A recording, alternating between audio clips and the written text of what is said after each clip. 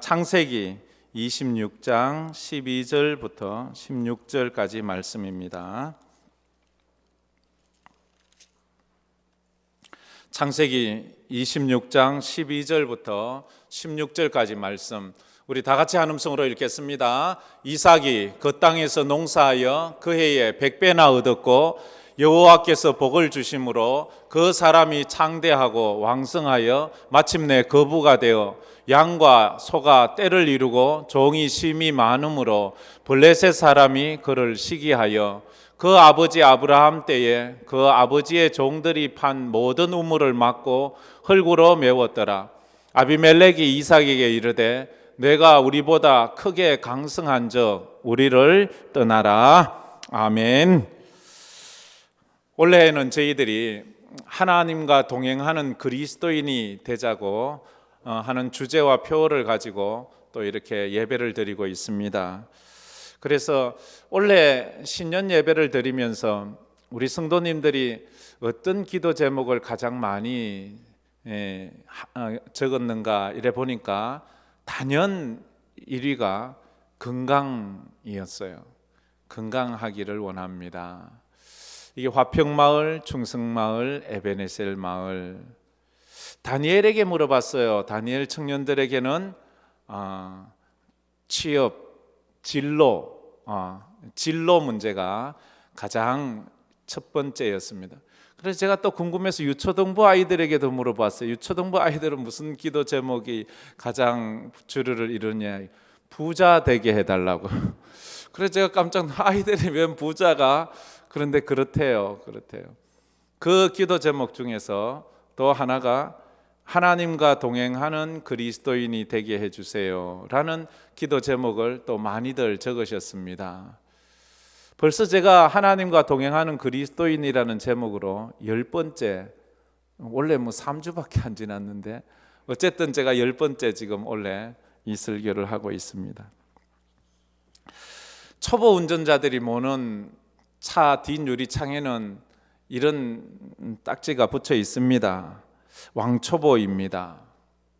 또 재미있는 문구도 쓰지요. 1시간째 직진만 하고 있습니다. 이렇게 자기가 초보라는 것을 그렇게 표현합니다. 기억에 남는 글귀 중에 충청도식 글귀, 제가 늘 기억에 남는데 이런 글귀가 있었습니다. 미치겠쥬. 나는 환장하겠슈. 자기의 그 초보 운전을 그렇게 말했습니다. 남에게 피해를 주어서 미안하지만 나도 힘들다는 초보 운전자들의 액을 하는 문구입니다. 그런데 운전을 한 지 이제 몇 개월 되지 않았으면 이해는 하지만 이 10년이 됐는데도 아직도 이런 초보 운전을 하고 있다면 이건 문제가 있죠, 그죠? 그 사람은 분명히 다시 재교육을 받아야 될 것입니다. 그렇지 않으면 그 사람은 거리의 시한폭탄처럼 아주 사고의 위험 요소를 많이 품고 있기 때문입니다. 이게 우리 신앙생활에도 적용이 된다고 봅니다. 신앙생활을 처음 하는 분이 초신자라고 말합니다. 그분들은 예배가 서툴러요. 기도도 서툽니다. 찬양을 모르는 게 더 많습니다. 어떻게 해야 될지도 몰라요. 교회는 어떻게 섬겨야 되는지도, 헌금은 어떻게 해야 되는지도 잘 모릅니다. 그런데 신앙생활을 한 지 한 10년이 넘었는데도 아직도 초신자처럼 예배도 서툴고 기도도 할 줄 모르고 찬송가도 아는 게 없고 뭐 이렇다면 그 좀 다시 교육을 받아야 되지 않겠습니까? 제가 가끔 우리 성도들에게 전화를 할 때가 있습니다. 전화를 하다 보면 많은 경우가 아주 은혜로운 복음송이나 찬송가 리듬이 쫙 깔리는 분들이 의외로 많아요. 근데 가끔 보면 아주 유행가 음악 리듬이 쫙 나와요. 그것도 괜찮습니다. 괜찮지만 이제 신앙생활을 좀 많이 하고 이렇게 이제 중직이 되고 이러면 그 즐겨 듣는 음악도 조금 영적인 음악이면 얼마나 좋을까 하는 그런 생각도 해봅니다. 그렇잖아요. 여러분들은 몇 년째 신앙생활을 하고 있습니까? 아직도 초신자 수준의 신앙생활을 하고 있습니까? 누가 오라고 해야지만 오고 스스로 예배 드리는 그 모습은 참 어렵고, 그렇지 원래는 여러분들이 좀 이렇게 하나님과 동행하면서 성숙한 신앙생활을 하는 한 해가 되기를 주의 이름으로 축복합니다. 몇 해 전에, 오래됐어요, 어떤 집사님이 저에게 했던 말이 기억납니다. 목사님, 저를 보니까 답답하시죠? 저도 제가 이해가 안 가요. 이런 이야기를 하는 것을 보았습니다. 겉보기에는 믿음이 참 좋은 듯 했는데 이렇게 속을 보니까 속이 텅 빈 쭉정이에요. 반면에 겉보기에는 믿음이 별로 없는 것처럼 보이는데도 이렇게 대화를 해보니까 속이 꽉 찬 알곡 믿음인 그런 사람도 있습니다. 오늘 우리가 읽은 본문 말씀은 아브라함이 낳은 아들 이삭에 대한 이야기입니다. 아마 오늘은 우리가 제가 늘 이렇게 쭉 생각하고 있는 대로 설교를 하는데, 하다 보니까 일부에 생각한 건데 이게 구정 명절에 참 딱 맞는 설교이기도 해요. 특히 부모님들, 할아버지 할머니들 잘 들어서 자녀들에게 기도해 줄 때 이 기도를 좀 오늘 말씀을 딱 붙잡고 기도하면 좋을 것 같습니다. 이삭은 하나님의 약속으로 아브라함이 100살에 낳은 아들입니다. 100살에 낳기까지 그 우여곡절이 얼마나 많았는지 몰라요. 하나님께서 또 약속도 어마어마한 약속을 해주었어요. 그 아이가 태어나서 그 아이가 복덩어리가 되고 그 아이를 통하여 하늘의 해처럼 하늘의 별처럼 바다의 모래알처럼 네 자손이 많아지고 그래서 아브라함이나 사람들은 그 아이가 태어나면 무슨 위대한 군왕이 되든지 어마어마한 제국을 만들든지 이 땅에 유사 이래 없었던 그러한 큰 업적을 남기든지, 그리고 그 축복의 말처럼 그 아이가 태어나면 그는 자손들을 어마어마하게 많이 낳을 거다, 이렇게 생각했는지 모르겠어요. 근데 이삭은 지극히 평범한 인생을 살아요. 평범 이하의 삶을 살아요. 이삭은 단 2명의 아이밖에 낳지를 않습니다. 구약 창세기에는 4명의 족장이 나오는데 아브라함, 이삭, 야곱, 요셉을 족장이라고 칭합니다. 이 족장 중에서도 가장 분량도 작고 내놓으라 할 만한 그런 업적을 남긴 것도 없어요. 인생을 보면 큰 고난도 없지만 엄청나게 화려한 그런 인생도 살지를 않았어요. 그렇게 기대되었던 그 이삭이 너무나도 평범한 인생을 살아가는데 이 사람 굳이 이렇게 기록할 것 있냐 할 정도로, 그런데 이 이삭은 그 누구보다도 또 깊은 신앙을 가지고 있어요. 우리가 인생을 좀 사신 어른들은 이제 이해하지요. 평범한 하루가 얼마나 기적이고 은혜고 감사라는 것을. 근데 아직도 인생을 잘 모르는 사람은 평범한 하루, 아무 일 없던 하루는 그냥 재미없는 하루예요. 의미 없는 하루라고 생각합니다. 근데 여러분, 인생을 살면서 깊이 깨닫는 것은 평범한 하루가 내 인생의 가장 복된 날이고 가장 기적 같은 날이에요. 어떤 사람은 이 하루를 넘기지 못하고 일을 만나서 이 땅을 떠나는 사람들이 얼마나 많아요. 그래서 우리가 늘 기도하기, 아무 일 없게 해주세요. 아무 일 없게 해주세요. 이삭의 인생이 그런 거예요. 평범한 인생인데, 여러분, 평범하게 산다는 것이 얼마나 힘든지 아세요? 꼭 사고를 만나고 그래가지고 기적같이 회복이 되고 또 살아나고 이런 거 없이 그냥 평범하게 하루하루를 산다는 것, 이게 참 축복이에요. 원래 여러분의 삶 가운데 이런 평범한 은혜가, 하나님과 함께 동행하는 은혜가 있기를 주의 이름으로 축복합니다. 이게 은혜예요. 화려한 간정이 있자면 아픔이 있을 때 간정이 있는 거 아니에요? 첫 번째로 생각할 것은 믿음으로 이삭은 언약의 징검다리로 살았습니다. 징금다리. 다리는 뭐예요? 누군가가 나를 밟고 가는 거지요. 내가 누구를 밟고 가는 것이 아니고 누군가가 나를 밟고 이 냇가를 건너가도록 만드는 게 징금다리예요. 이삭은 그렇게 살았어요. 이삭은 주인공으로 살려고 한 것이 아니라 조연으로 사는 인생의 행복함을 느꼈어요. 제가 신학교 들어가서 어떤 영화를 하나 봤는데 그게 2차 세계대전 영화예요. 제가 제목도 몰라요. 뭐 스토리는 그거밖에 기억이 안 나요. 연합군이 이제 독일군에 의해서 막 추격을 받다가 어느 성당으로 도망을 들어갔어요. 그래서 독일군이 쳐들어가서 그 성당으로 숨어든 미군을 내놓으라고 해요. 그때 신부가 나와서 여긴 성전이라 여기서는 살해를 할 수 없고 누구도 여기에서는 잡아갈 수 없다고 너 그 사람 안 내놓으면 당신이 죽을 거라고 신부에게 말해요. 그래도 신부는 나는 그렇게 내놓을 수 없습니다. 그래서 그 신부가 독일 군들의 총에 맞아 죽어요. 그런데 그 순간 왜 내가 그런 생각을 했는지 모르겠어요. 제가 총에 맞는 자 죽어가는 그 신부가 너무 멋진 거예요. 야, 너무 귀한 거예요. 나도 저렇게 살고 싶다 하는 그런 마음이 그 순간에 들었어요. 전에 같으면요, 아이고 바보같이 그 사람이 있다고 말해주고 지 살지 바보처럼 왜 네가 죽어? 왜 네가 손해봐? 네가 손해볼 이유도 없는데.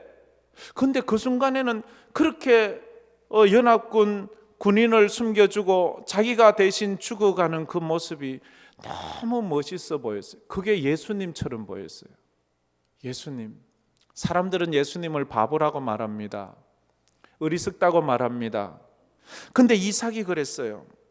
이삭은 징금다리로 살았어요. 나를 밟고 가거라. 나를 밟고. 이삭은 자기가 웃는 인생을 산 것이 아니라 자기 때문에 남을 웃게 하는 인생을 살았어요. 이삭의 이름이 그래요. 이삭의 이름이 웃음이라는 뜻이에요. 그가 웃다 하는 그런 뜻이에요. 이삭이 웃는다는 말이 아니고 이삭을 통해서 남들이 웃는 거예요.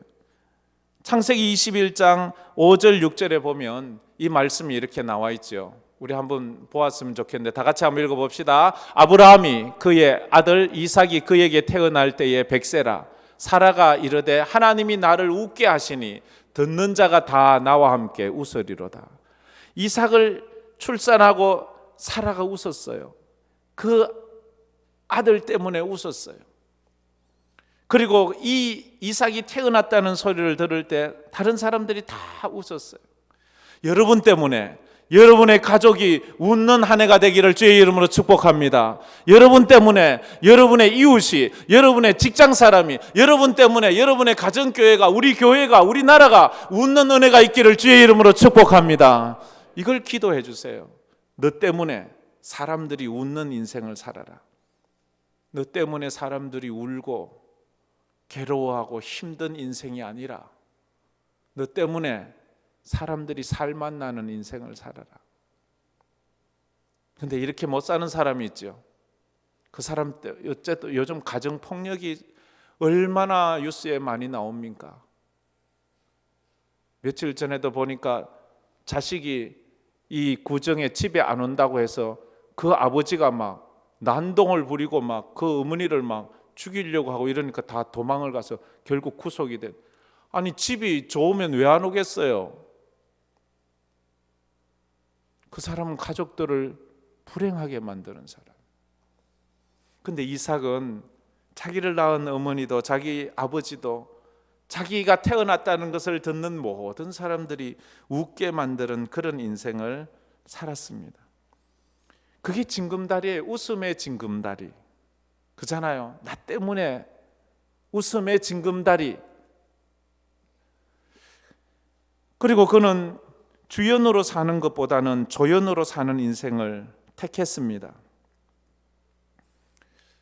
부모를 뛰어넘는 자식이 있다면 얼마나 귀한 축복이겠어요. 자식이 부모를 뛰어넘을 때 부모는 그게 기쁨이잖아요. 근데 부모가 너무 훌륭해. 그 그늘에 치여서 자식이 빚을 내지 못해. 그러면 참 초라하고 그 자식을 볼 때마다 부모는 마음이 아픈 거예요. 야 이놈아, 넌 좀 정신 좀 차리고 좀 제대로 해라. 이렇게 하지 않겠어요? 여호수아가 얼마나 위대해요. 근데 그 자녀들은 그 아버지의 그 영성과 지도력을 그 본받지 못해서 여호수아 이후에 여호와를 알지 못하는 세대가 와서 그만 사사기 시대 그 가나안 축복의 가나안 땅이 축복의 땅이 되지를 못해요.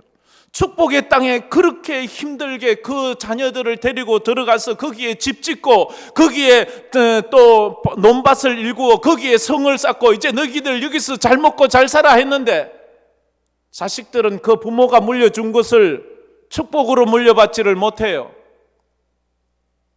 그게 참 안타깝잖아요. 부모가 물려준 것을 가지고 축복이 돼야 되잖아요. 솔로몬 지혜의 왕, 성전을 지은 왕 얼마나 훌륭해요. 근데 그 자식은 그 아버지 솔로몬의 영성을 따르지 못하는 거예요. 르호보암 그 아버지 때의 모든 것을 다 허물어 버리고 나라까지 반토막 내버리고 그렇게 나라를 어렵게 만드는 이건 나라도 그렇지만 집안을 이렇게 만든다 생각하면 이 참 마음 아픈 일 아니겠습니까? 영화에서 주인공이 빛날 때가 언제예요?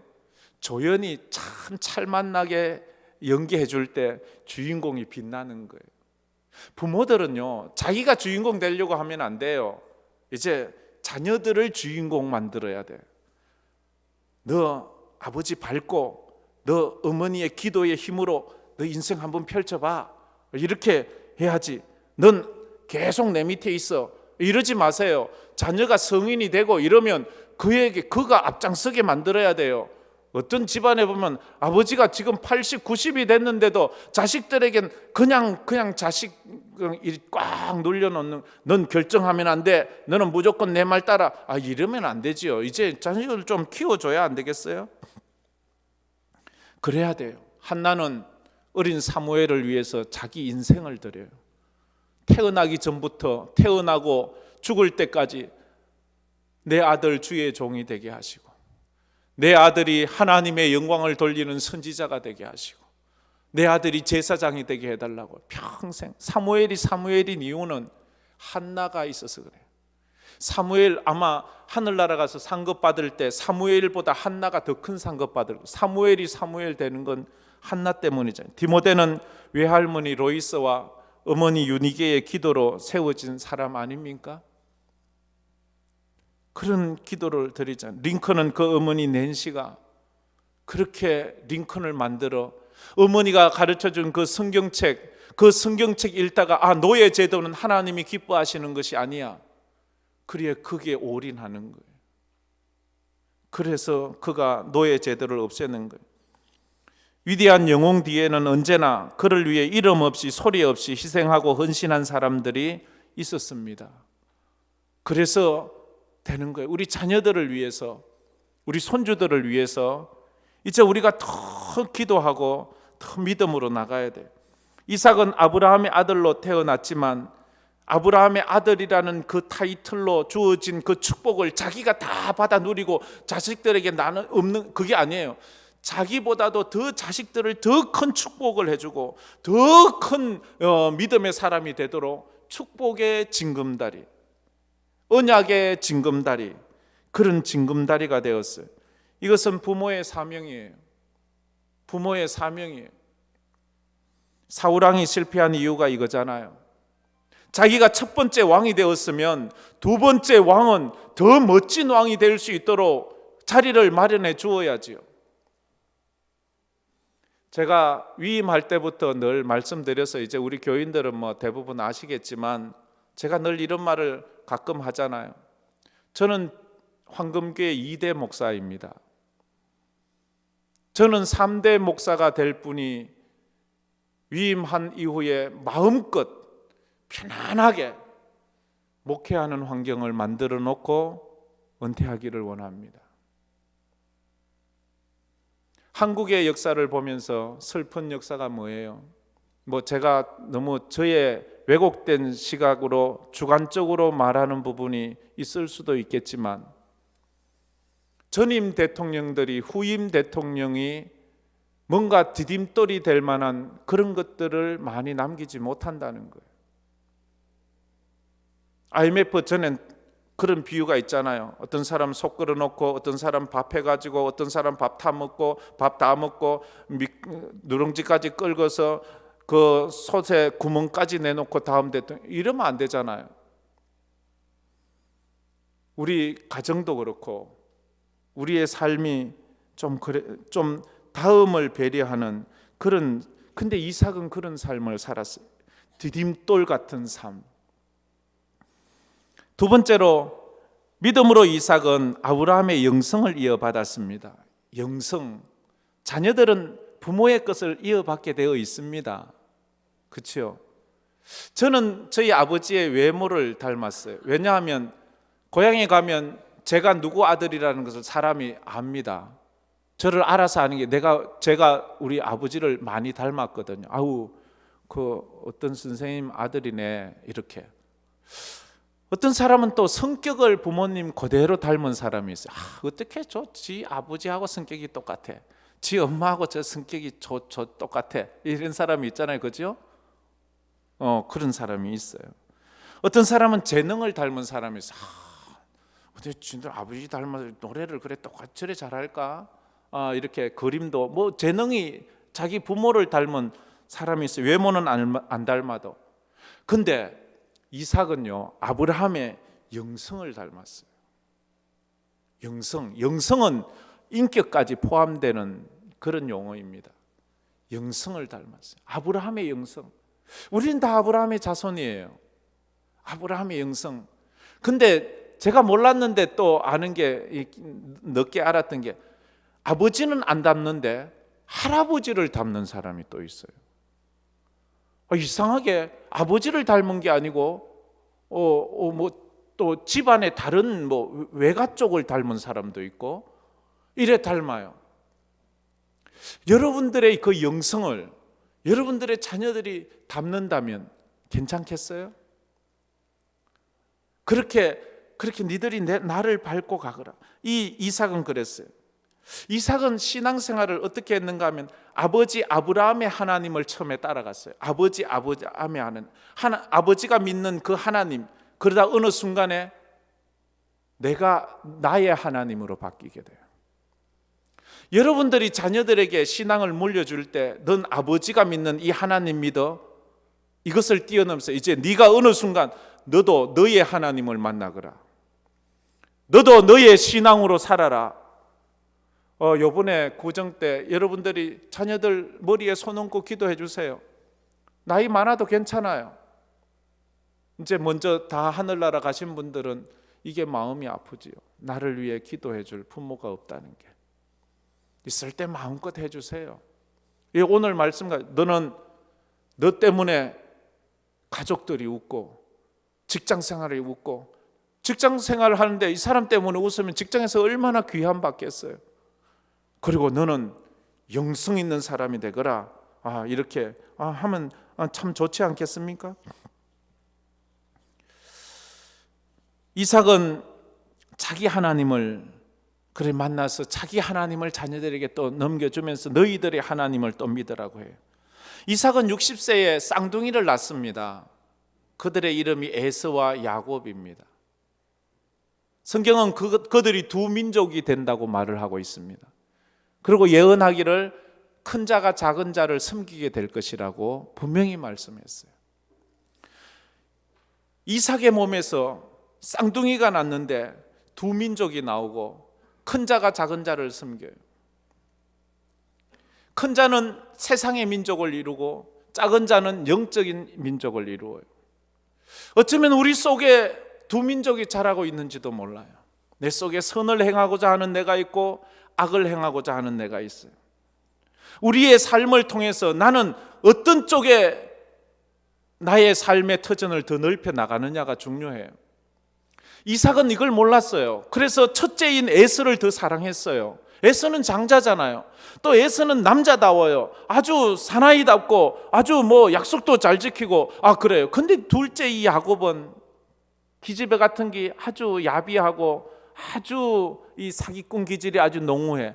이 빌던 그래서 이삭은 에서만 좋아하는 거예요. 그러다 보니까 리브가는 엄마는 그 야곱을 좋아하는 거예요. 그래서 에서가 이삭은 자꾸 에서를 축복하려고 하는데 할 때마다 하나님이 이걸 막아요.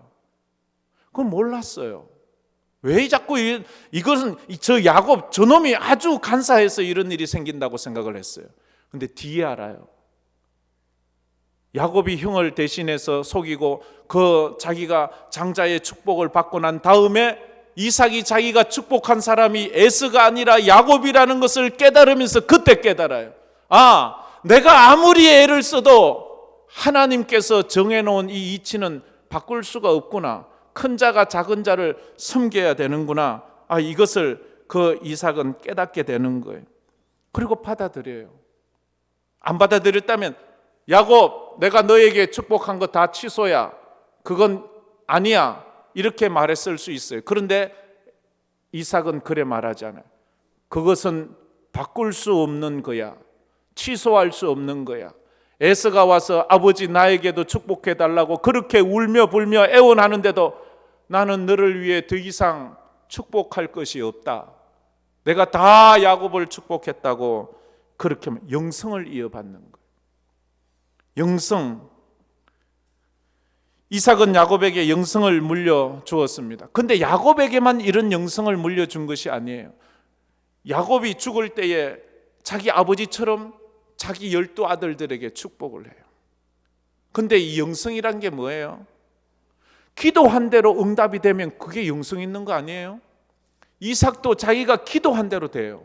에서와 야곱도 12 아들을 위해서 창세기 49장에 쫙 다 기도하는데 그 기도한 대로 그 아이들의 인생이 그렇게 기도한 대로 돼요. 그게 저주면 저주대로 축복이면 축복대로 그 입에서 떨어지는 대로 하나님께서 그 기도가 이루어지게 하는 거예요. 얼마나 대단한 거예요. 근데 이게 야곱에게만 물려간 것이 아니라 그 손자 요셉에게도 이삭의 영성이 물러가요. 요셉이 17살에 애굽의 노예로 끌려갑니다. 팔려서. 그때 이삭이 아직 살아 있었어요. 요셉이 애굽에 끌려갈 때 이삭의 나이가 168살.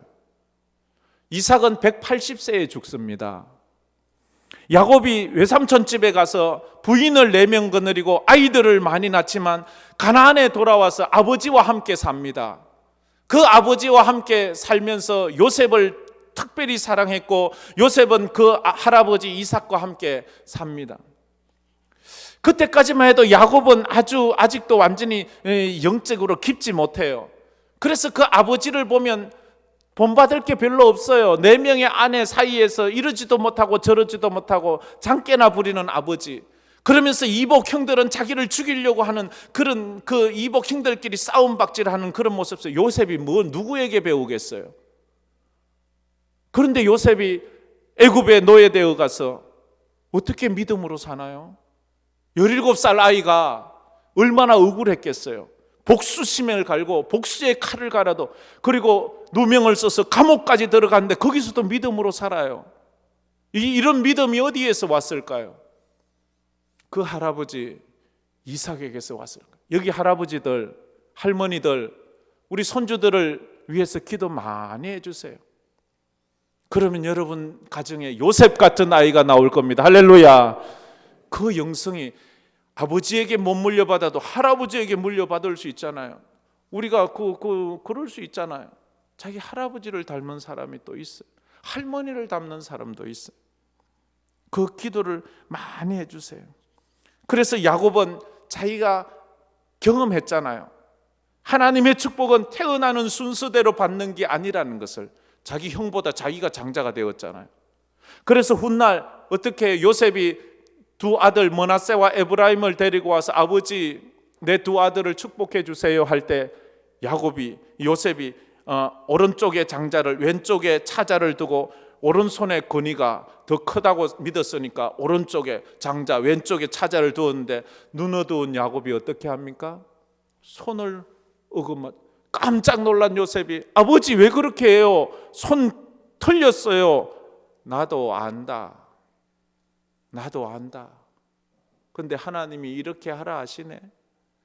나도 형보다 내가 장자의 축복을 받았어. 이걸 아는 거예요.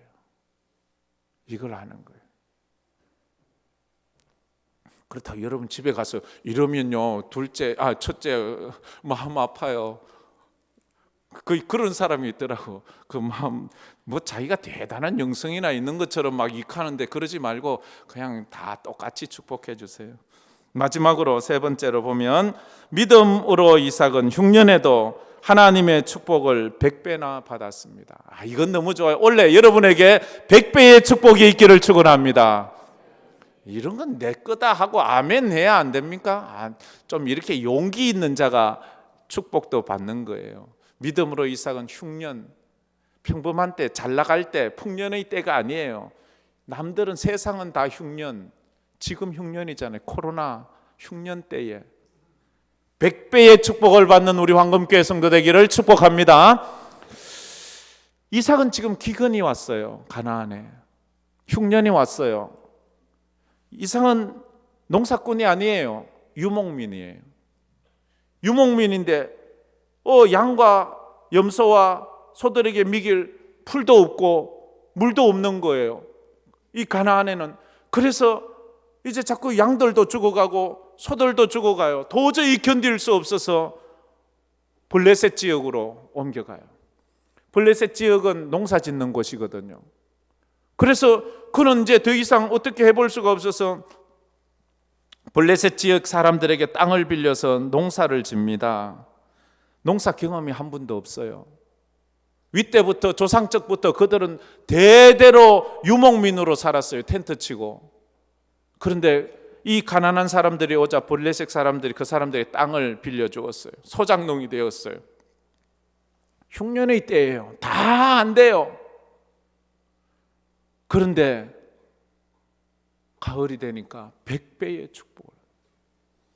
블레셋 사람들은 흉년이라 자기들은 아무리 해도 뿌린 씨앗 정도밖에 못 거두는데 이 사람은 오자마자 농사 경험도 없는 인간이 물댈 줄도 모르고 김맬 줄도 모르고 뭘 어떻게 해야 될지도 모르는데 이건 막 감당을 못할 정도로 막 이래 부자가 되는 거예요.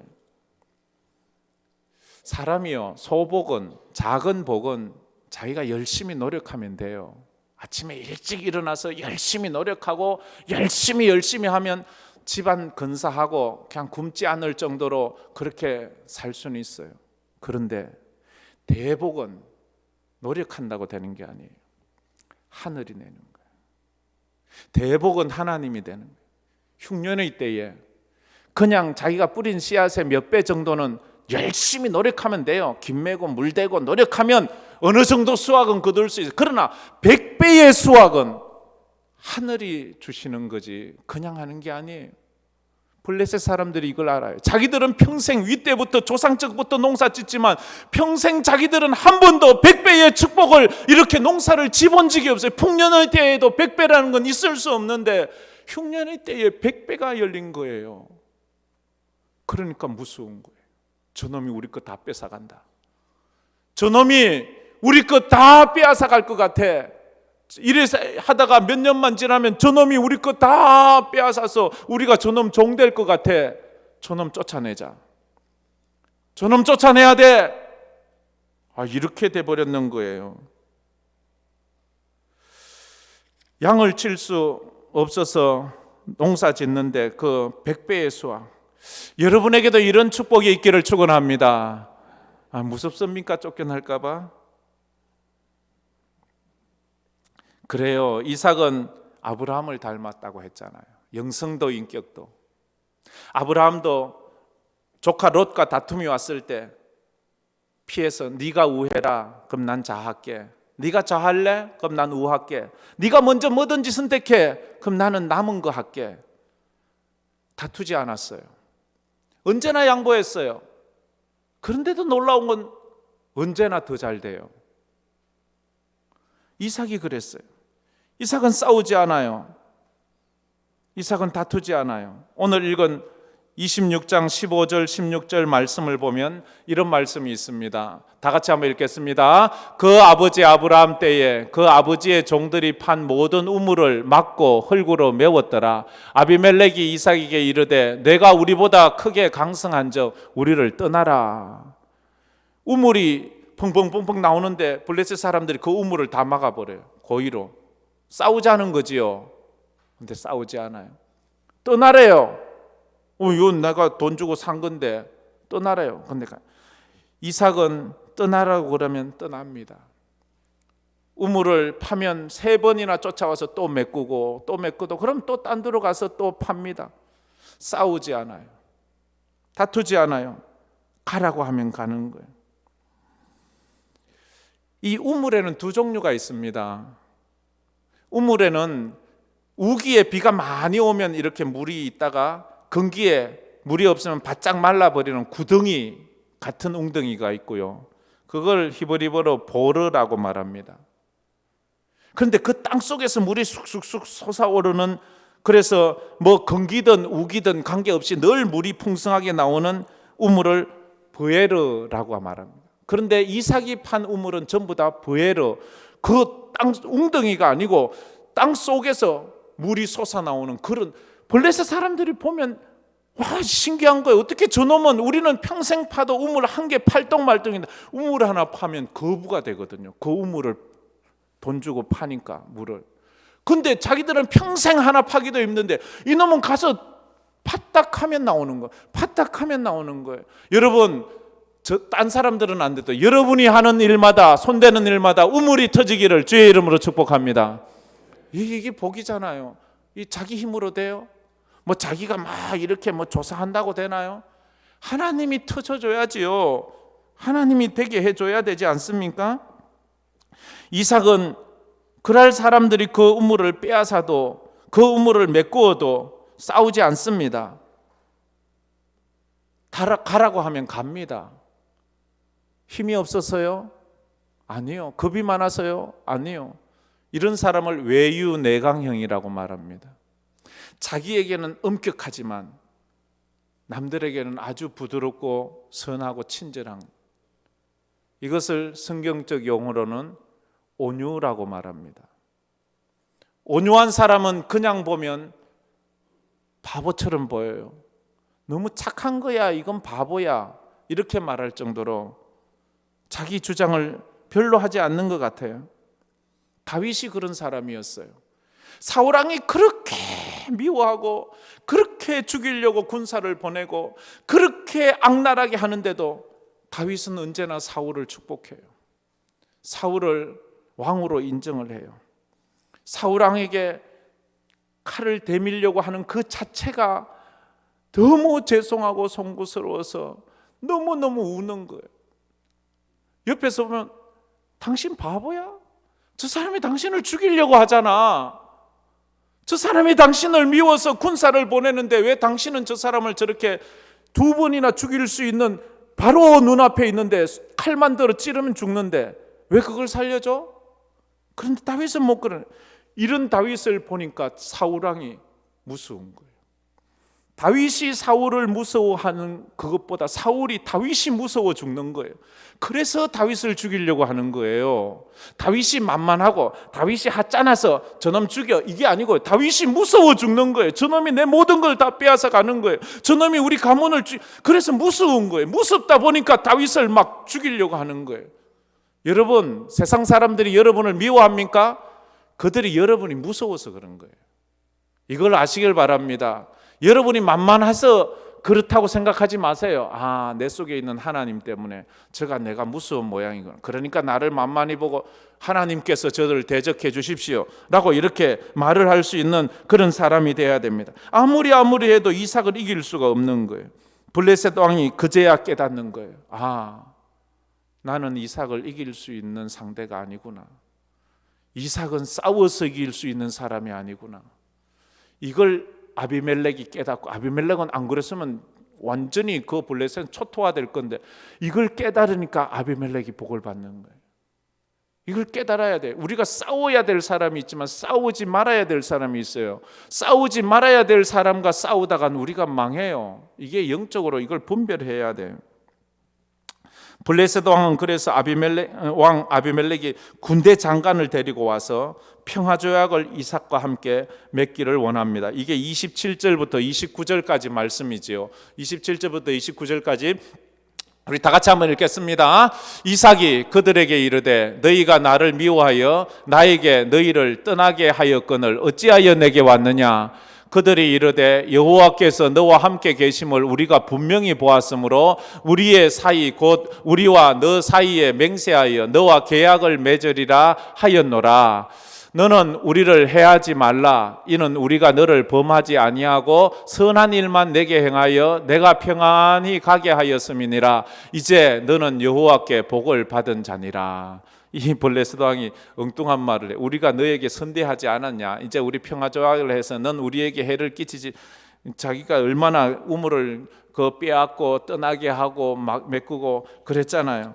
그래도 이 이삭은 그걸 받아들여. 왜 이렇습니까? 이삭이 하나님과 함께하는 사람임을 알았거든요. 여러분이 하나님과 함께 하시는 사람임을 알면 세상은 그래요. 배운 것도 없고 가진 것도 없고 인맥도 없는데 저 인간은 하는 일마다 왜 저래 잘 돼? 어느 순간에 그가 무서워요. 존경스러워요. 여러분의 인생이, 여러분의 자녀들의 인생이 이랬으면 좋겠어요. 이것이 하나님과 동행하는 사람의 매력이고 힘이고 능력이에요. 제가 마지막으로 이야기 하나 하고 마치려고 해요. 평양에 일제강점기 시대에 백선행이라는 여자분이 살았습니다. 왜 백선행이냐? 너무 선행을 많이 베풀어서 사람들이 그 사람의 이름을 백선행이라고 불렀습니다. 역사책에도 나와요. 일제강점기 시대 역사책에도 나오는 그런 믿음 좋은 여인입니다. 14살에 결혼을 했어요. 결혼하고 보니까 남편이 너무 몸이 안 좋은 거야. 2년 만에 남편이 죽었어요. 아이도 낳지를 못했어요. 그 당시 풍습으로는 이런 것이 있었답니다. 20세 전에 과부가 되면 친정으로 돌려보내는 경우가 많았대요. 너무 어린데 너 친정에 가서 다시 시집 가거라 하는 그런 뜻도 있고, 너무 어린 것 데리고 있어봤자 뭐 집안에 뭐 재산에 보탬도 안 되고, 그래서 백선행도 남편이 죽자 시집이 집안 친정으로 보내버렸어요. 친정은 찢어지게 가난하거든요. 그런데 그가 그 찢어지게 가난한 집에 과부로 살면서 정말 죽을 힘을 다해 살아 20년 동안 모은 재산이 200냥, 그 당시 200냥 정도, 어떤 데는 뭐 2000냥도 있고 뭐 이렇게 왔다 갔다 하는데 어쨌든 200냥 정도 모았어요. 그것으로 어머니 산소나 잘 쓰려고 아는 친척에게 부탁을 했어요. 이것으로 산 하나 사주세요. 조그만 산소 쓸 만한 산. 친척이 그 돈을 사기쳐 먹었어요. 그래서 아무도 거들떠보지 않는 돌산을, 산소도 못 쓸 돌산을 갖다가 샀다고 주는 거예요. 백선행은 그게 자기가 쏘은 줄 알지만 하나님께서 범사에 감사하라는 말씀대로 순종하기 위해서 그 돌산을 주신 하나님께 감사를 했어요. 그 산 이름이 만달산이래요. 평양의 만달산. 시간이 지나 어느 날 일본 사람 오노타가 찾아왔어요. 그 만달산 돌산을 자기에게 팔래요. 당신이 처음에 샀던 그 금액 줄 테니까 나에게 팔래요. 웬만한 사람 같으면 얼씨구나 좋다고 팔 건데 백선행이 안 됩니다. 이건 팔 수가 없어요. 당신 이거 사면 손해봐요. 이러면서 안 파는 거예요. 아니 이 여인이 왜 안 팔지? 그럼 10배를 주겠습니다. 2000냥을 주겠습니다. 그래도 안 판. 아니요, 오늘 다시 이거 나한테 사면 당신 분명히 후회할 거예요. 재산에 손해를 많이 봐요. 그래 깜짝, 이 여인이 뭔가 아나? 100배를 불렀습니다. 2만 냥을 불렀어요. 그래도 안 판다는 거예요. 그래서 오노타 씨가 막 백방으로 이 산을 사기 위해서, 왜냐하면 이 산이 돌산인데 석회암 산이에요. 오노타 씨는 시멘트 공장을 만들어서, 석회암은 시멘트를 만드는 주 원료라서 이 산은 완전 온통 다 석회암이에요.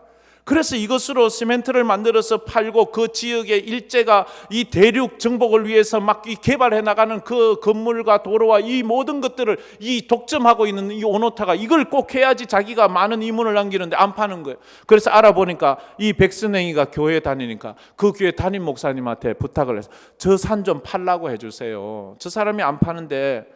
그래서 그 목사님이 와서 파세요. 팔면 아니요 목사님, 이거 팔면 그 사람은요 얼마 안 있어서 자기가 실수하고 속은 줄 알고 예수 믿는 사람들이 자기 속였다고 하나님 욕할 거예요. 이래서 안 파는 거예요 이 사람은. 근데 오노타는 이게 무슨 이게 돈이 되는 줄 알고 아닙니다. 목사님이 하는 말 아닙니다. 2만 양 가치가 있어요. 그래도 그 사람 그거 손해 안 볼 거예요. 파세요. 이 사람이 우리 마을에 돌다리도 놔주고 많은 거 해준다. 그래요? 그래가지고 100배나 팔고 팔아요. 그게 요즘 돈으로 30억이 넘는 돈이에요. 그래가지고 그것으로 그때부터 시작해가지고 그가 얼마나 많은 사회 기부를 하는지 평양신학교를 건립할 때에 그가 그 건설비 거의 전액에 가까운 걸 기부하고 그 외에도 그 평양에 많은 이 교회들 지을 때마다 다 기부하고 평양에 많은 학교가 있었는데 광성보통학교, 숭연여학교, 창덕보통학교, 숭인상업학교 등 이런 데에 막 학교마다 지을 때마다 그가 땅을 기부하고 건축비를 기부하고 조만식 선생이 평양에 우리 조선인을 위한 공회당과 도서관을 건축한다고 할 때 얼마 듭니까? 물어보면 현재 시가로 한 150억 정도 그 돈 전액을 자기가 대고 그리고 그 이후에 운영비까지도 다 전액을 대주고 그래서 이 여인이 86세에 죽는데 1933년 5월 9일 그날 신문 조선중앙일보와 동아일보에 보면 부고가 실렸어요. 이 백선행이가 죽었다고. 이 장례식 때에 평양 사람 3분의 2가 와가지고 이 사람의 장례를 기리고 그리고 이 사람은 한국 사람으로 최초의 사회장으로 장례식을 한 사람이 되었어요. 모든 평양의 사람들이 동의해 주었고 그랬어요. 그런데 이 사람은 이 수백억이나 되는 재산을 평생 사회에 기부를 했어요. 그래서 이 사람의 그걸 길이 높이는데 이 사람이 남긴 명언이 있어요. 돈이란 것은 써야 돈값을 하지 쓰지 않으려면 돈을 모아서 뭘 하게. 돈이라는 것은 써야 돈값을 하지 쓰지 않으면 돈은 모아서 뭘 하게. 우리 성도들이 하나님 앞에 받은 축복을 다음 세대로 쭉쭉 물려가야 돼. 우리 성도라면 선교를 위해, 구제를 위해, 장학을 위해, 이런 일을 위해서 마음껏 요번에 중고등부 우리 수련회 가니까 그 교회는 침산 제일교회 그 교회는 어느 장로님이 그 기도원 땅을 전부 다 희사하고 그 건축할 수 있는 돈까지 다 기부해서 그렇게 지었대. 참 훌륭하시네. 그런 마음이 들었습니다. 우리의 삶 가운데서도 하나님의 은혜가 이렇게 흘러가기를 주의 이름으로 축복합니다. 우리 이 찬양 한번 부르면서 또 기도하며 나가겠습니다. 날마다 숨쉬는 순간마다 내 앞에 어려운 일 보내. 한번 찬양합시다.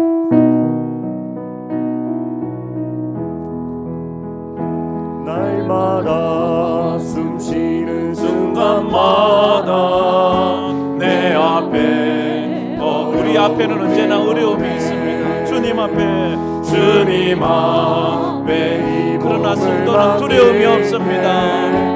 슬픔 없네 두려움 없네 주님의 제자비란 성께 항상 좋은 것 주시도다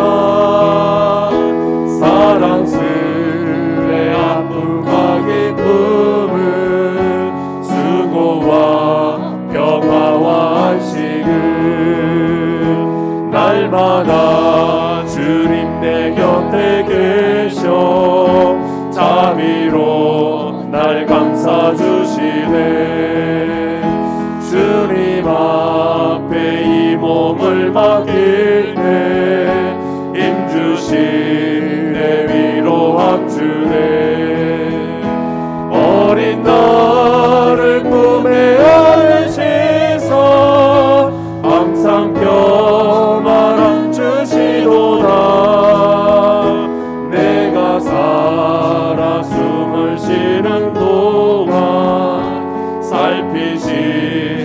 주께서 약속하셨네. 인생의 어려운 순간마다 인생의 어려운 주의 약속을 생각해 순간마다 주의 약속 생각해 보네. 내 맘속에 믿음 잃지 않고 말씀 속에 위로를 얻네. 주님의 도우심 바라보며 모든 어려움 이기도다. 흘러가는 순간순간마다 주님 약속 새겨봅니다. 주님의 도우심 바라보며 모든 어려움 이기도다. 흘러가는 순간순간마다 주님 약속 새겨봅니다.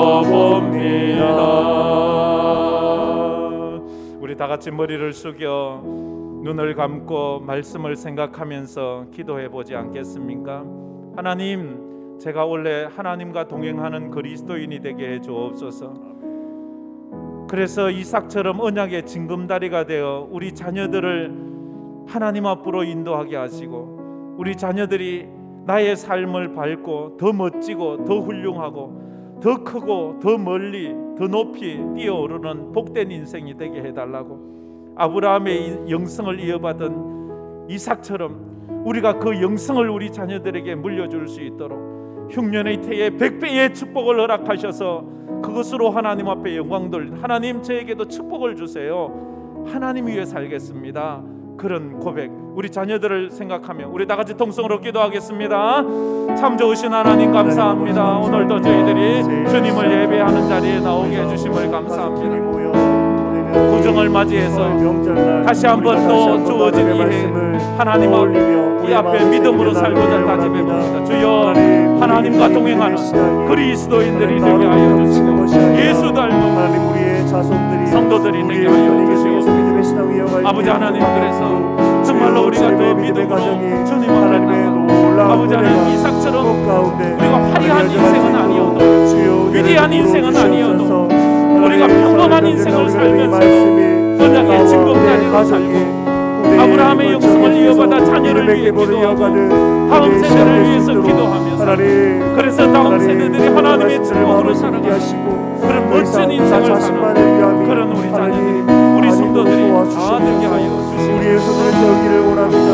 우리의 자녀들이 믿음으로 자라가기를 원합니다. 그 자리에 하나님 함께 해주시옵소서. 주여 감사합니다. 주여 감사합니다.